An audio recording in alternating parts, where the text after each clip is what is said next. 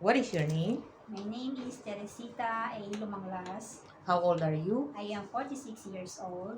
What is your religion? My religion is Catholic. Are you married? Yes, I am married. Do you have son or daughter? I have one son. He is 18 years old. How long you have been working in Hong Kong? I work almost 4 years. Do you have working experience in other countries? Yes, I have experience in Saudi Arabia and 6 years. Okay. How long you have been working with your current employer in Hong Kong?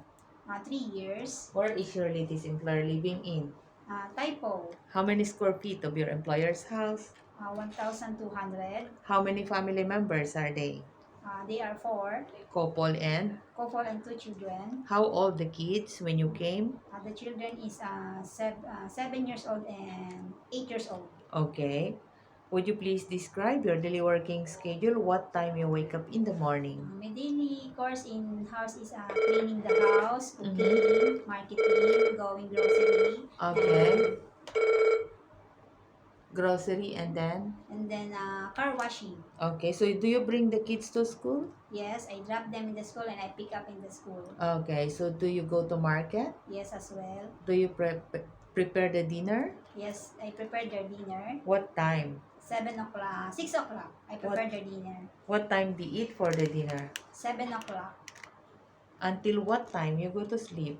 8:30 in the evening. Where will you go on your holiday? Park. I go park and then sometimes I go in the mall just looking around. Okay.